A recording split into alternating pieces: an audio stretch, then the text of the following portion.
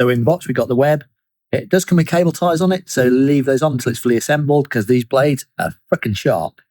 We've got the bag, we got 4 nuts and bolts for it, and then we got the arm parts, and then we got the basket, and we got some handles.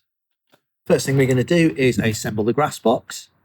So you want to make sure you got the handle at the top here, and then you get the sides, and then in here, just make sure that you go from outside in.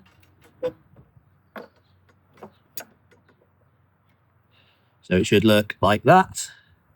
And same on the other side.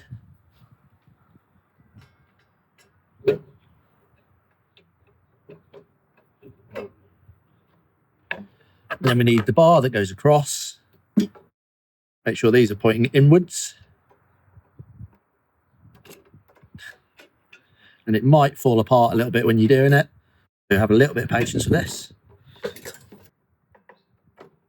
So as I push this one in, it tends to pop one of the other ones out, which is a bit fiddly. So there's no locking system. As you can see, it comes out.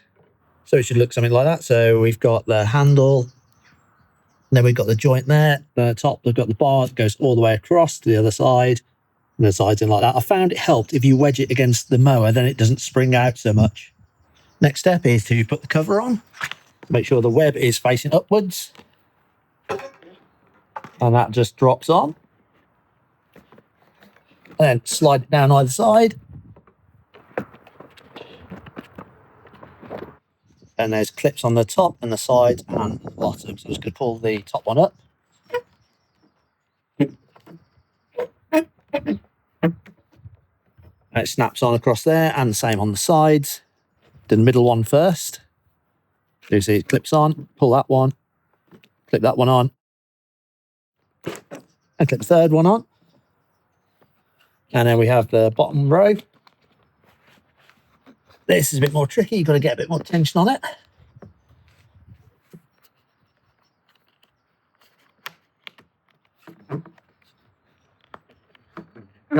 And finally, the sides.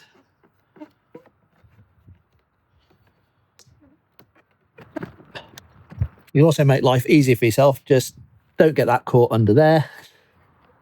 There we go. So our box is ready to go. So what I've done is I've laid it out exactly as it is. So you should be able to see there, we've got the arms that connect to the mower. We've got the 2 screws here. So we've got that one and that one. And then we've got the arms that run up there with another 2 screws. And then we've got the handles. And when you're assembling it, make sure that the bolt is on the outside and the adjuster is on the inside. So it should look like that. So what we're going to do now is lift this up, put the bolt through,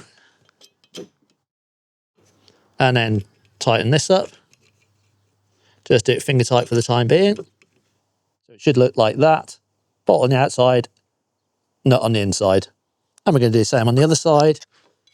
Put the bolt through the hole, and then tighten up the nut. So just tighten them both now so they're pretty solid. Next, you want to put the handles on. So that just slides in like so. And then it's a good idea just to give it a little tap on a hard surface to get them all the way on. And a little wiggle like that. And same with this one.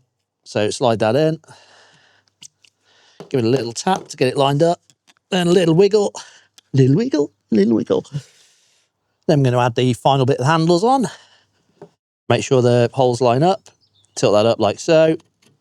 I'm going to put the bolt on the top. And then screw it on from underneath. So I can get to it easier if I need to tighten it up or adjust it from the back. We do the same on the other side. Line up the holes. Put the bolt through the top. It does work better if you put one finger on top of this and while you turn that clockwise just to get a better grip of it.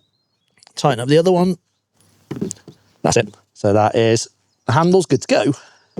And you need to locate the lugs in here. So if I just point to this with this knife here, just on that bit there, there's a little lug. So we've got to hook that. And on the other side, there's the same sort of thing. So you might need to squeeze these 2 together to get them in a bit. So I've got one hand on either side and just pulling them in slightly. So it'll go. Get one on first and then the other one. One thing I did find when you're trying to get these in is just loosen off these bits here and it went in a lot easier. And once you've got these lined up, we can tighten these back up. Happy days. Just be aware, these blades are ridiculously sharp. Before I cut these, put some gloves on. because it's just not worth spilling blood all over your nice new lawnmower. So yeah, it's got these tie wraps, so just give those a cut, pull them out the way. There's another one on this side to stop the mower spinning.